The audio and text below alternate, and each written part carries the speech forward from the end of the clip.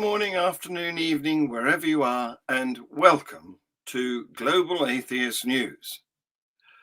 This week's headlines.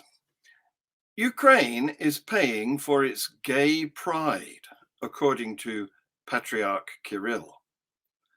Thousands of pro-Russian Serbs march in Belgrade.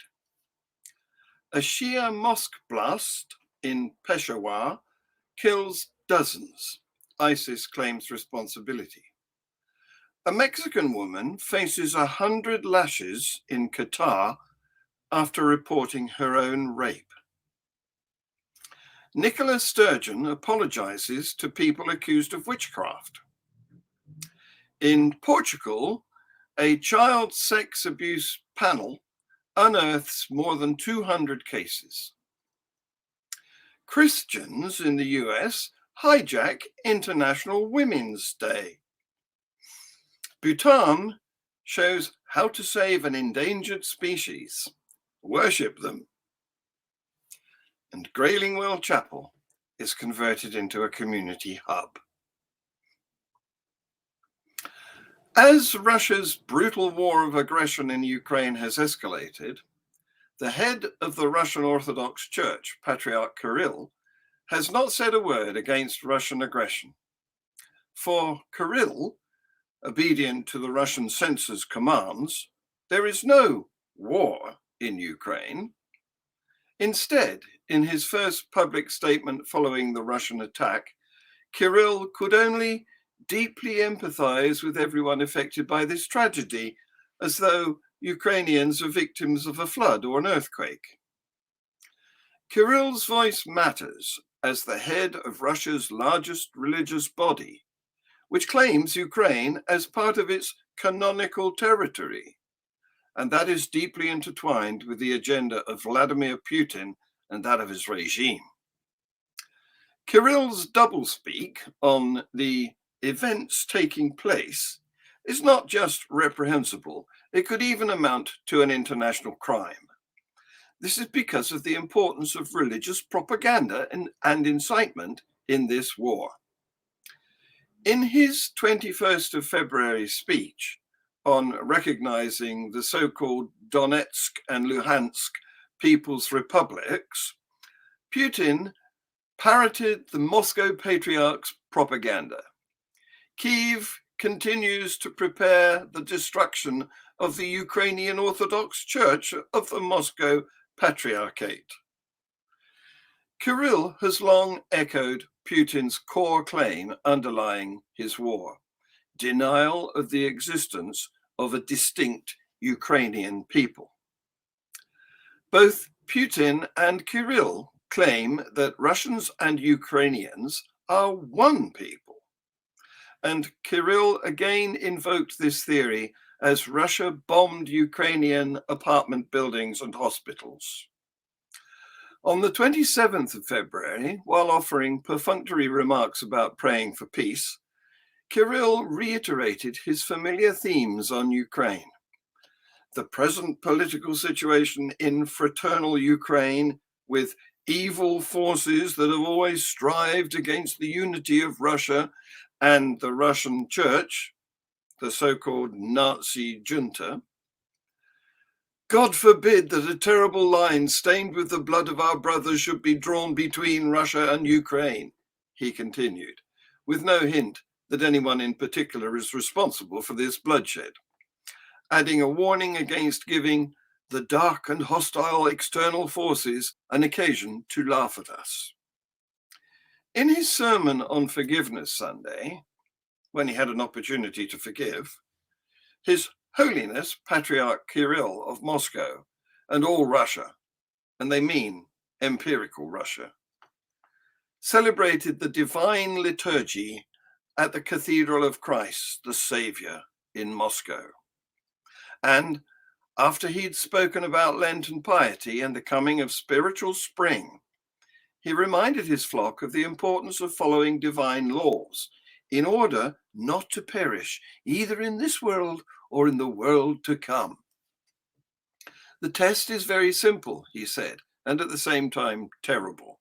It's a gay parade. The demands on many to hold a gay parade are a test of loyalty to that very powerful world.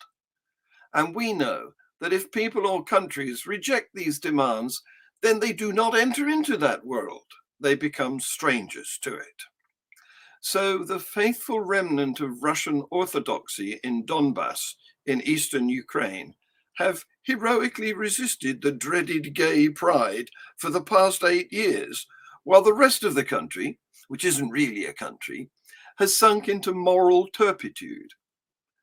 President Putin is God's chosen vessel for meting out divine retribution on the Sodomites.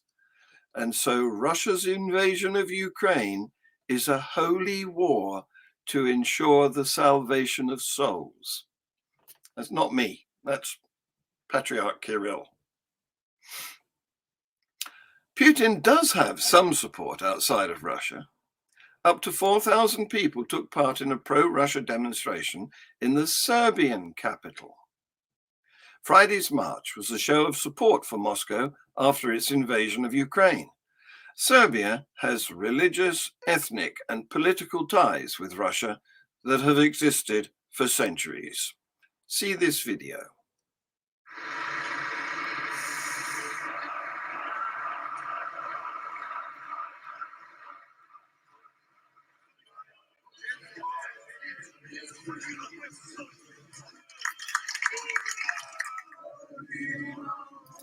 O spasu čovečanstva. Rusija brani čovečanstvo, civilizaciju i pravoslavlje. Ovo je borba između dobra i zla. I znamo, slava Bogu, Matuška Šija će pobediti. Da podržimo bratski narod, braću u Rusiji, i izrazimo protest protiv ove vlasti što je uvela sankcije Belorusiji.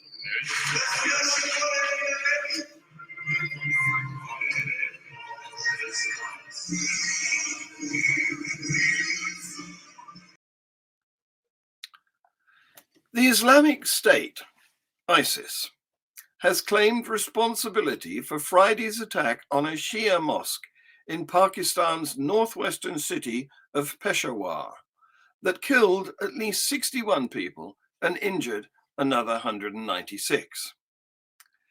A post from ISIS-affiliated Amaq news agency said a suicide bomber trained by the militant group had carried out the attack, which struck the mosque during Friday prayers.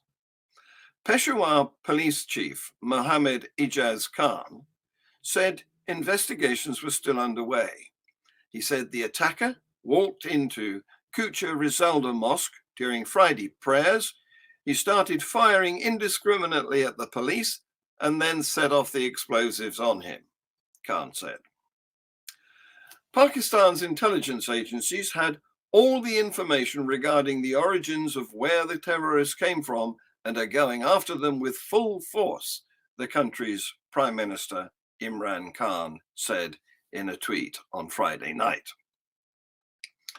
Pakistan's Shia minority has long been the target of violence by Sunni Muslim Islamist militant groups, including the Pakistan Taliban.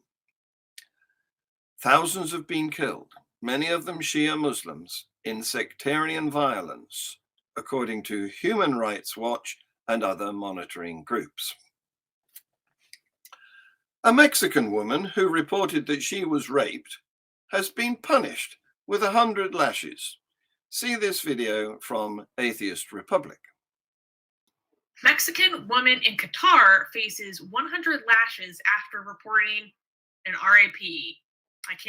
I'm trying to avoid saying the word because of YouTube. But yeah. Paula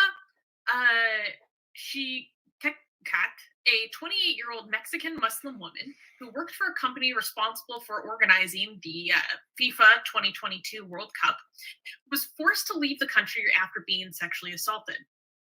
Paula was attacked by a colleague, and after she reported the assault, was made to go through a humiliating 3-hour-long interrogation process in Arabic and was asked to take a virginity test.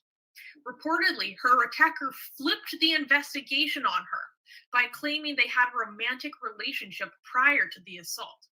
Once the Qatari officials heard about their alleged relationship, the investigation turned from a sexual assault complaint into an investigation into an extramarital affair. Quote, although I had the forensic evidence of the beatings and everything, they believed him and applied the crime of fornication to us in an extramarital relationship. She explained. Paola's attacker was acquitted of the assault charges. Meanwhile, Paola had to flee the country with the help of her employer and the local Mexican consulate, and later learned that her case would be held before a criminal court, where she could face up to 7 years in jail and 100 lashes. Scottish First Minister Nicola Sturgeon has offered a formal apology to people accused of witchcraft between the 16th and 18th centuries, many of whom were executed. The Scottish First Minister said she was choosing to acknowledge an egregious historic injustice. It is thought that 4,000 Scots, most of them women, were accused of breaking the Witchcraft Act between 1563 and 1736.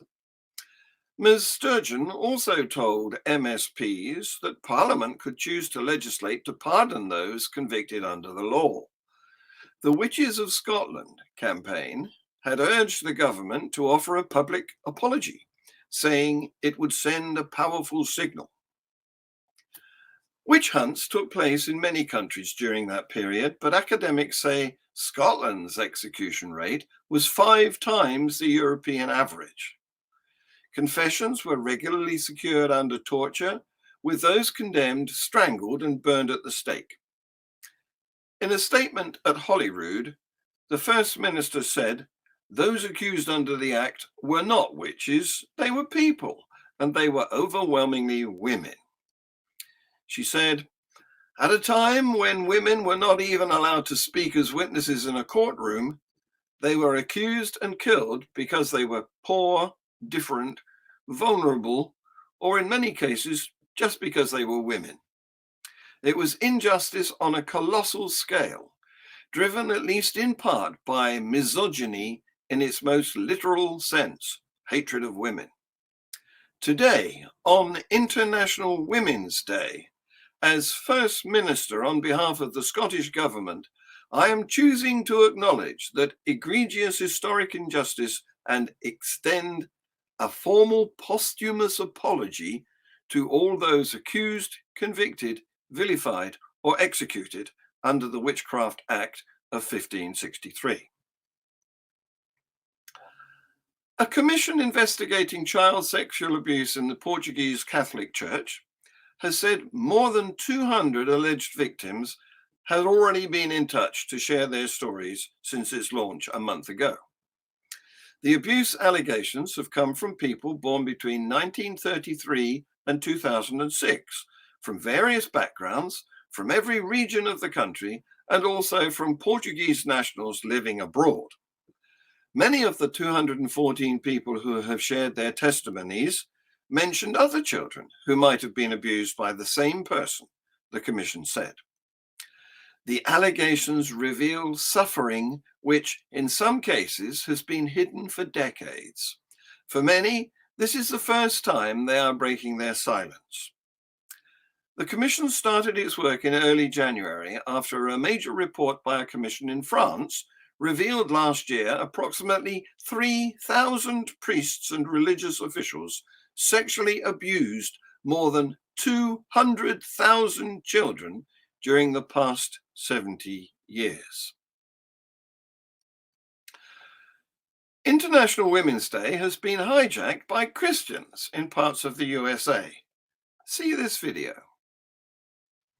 Okay, I know I probably sound like a broken record to a lot of you, but because this is a message that keeps on showing up in Christian women's circles, I feel like I need to say it again. You are not enough. You're not enough. Nowhere does the Bible say that you are sufficient. Nowhere does the Bible say that you're perfect the way you are. And that is good news. It's actually great news. You know why? Because you're not enough. You never will be, but Jesus is. Christ is your sufficiency. If you are enough the way you are, Jesus wouldn't have to die for you. The reality is you are dead in your sin without Christ. Only through Christ, by grace, through faith, can you be made alive in him. If you were enough, you wouldn't need him for salvation or for strength or for sanctification, but you do. You're not enough. Christ is enough. Your biggest problem is your sin. The only solution is Christ. The black-necked crane species is classified as vulnerable in the Red List. Considered an incarnation of the 6th Dalai Lama, the crane, called Thrung Thrung Kamo locally, finds mention in several Bhutanese folk songs and tales, as well as in art on the walls of people's houses and business establishments, and in paintings. The 6th Dalai Lama himself famously wrote a eulogy to the sacred bird in the 17th century, cementing its place in the spiritual canon. The holy bird lands on the wetlands and farmlands of Projika Valley every October after making 3 rounds over the monastery, a gesture that locals interpret as adding a blessing to the devout, evocative of the Buddha. It's only after the bird blesses the valley by circling on the Gompa that villagers of the valley sow the wheat crop. They believe only then it would give a good harvest. It remains in the valley until February, a monk said. While leaving the Projika for its summer abode in Tibet and China, the cranes again circle 3 times around the monastery. This circling is considered a blessing by the messengers of Buddha for peace and prosperity. Those local religio-cultural beliefs are well manifested in the traditional pageant presented by the villagers on the monastery podium every November 11 to the visitors. It includes a performance on a forest lawn that features the bird through the idiom of the famous Bhutanese mask dance. The extravaganza also comprises a graceful dance exclusive to the festival. Called the Black-Necked Crane Dance, it is performed by school children in black and white costumes to resemble the bird, and choreographed to imitate its mating rituals while wintering on the wetlands of the valley. When they mate, the cranes bow to each other, extending their wings and making loud cooing and tutting sounds. This leads to the question then, while faith of a community on a wild species may work as a base for its conservation, can a festival curated to celebrate such a belief be an added component to make a success story? And now for some good news. A chapel belonging to a former sanatorium in Chichester has been transformed into a community hub. See this video.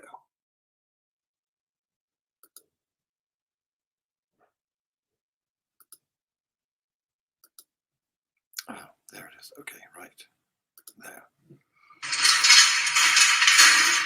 18 years after Graylingwell Hospital closed its doors for good, and a new role for its one-time chapel could be opening up.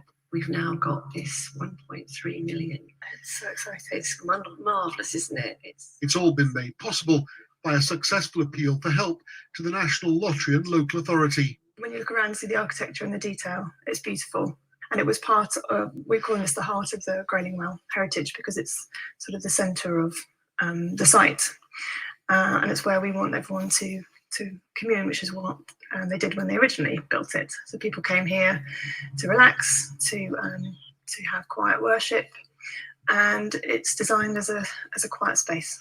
The hospital opened in the days before modern drug therapies, and staff like those commemorated in the chapel's stained glass windows instead try to foster a return to health through outdoor activities including gardening and providing patients with a calm atmosphere, an idea reflected in plans for the old building now. We want people to come here and feel welcome if they're not feeling so particularly happy or if they're a bit lonely. And they could meet their social worker here or their counsellor and have a quiet chat in a corner of the cafe without feeling intimidated by people around them. We're losing a lot of the mental health facilities in Chichester. So it's really important that we can step that up so that people know out there in the community there's a place of safety where they can come.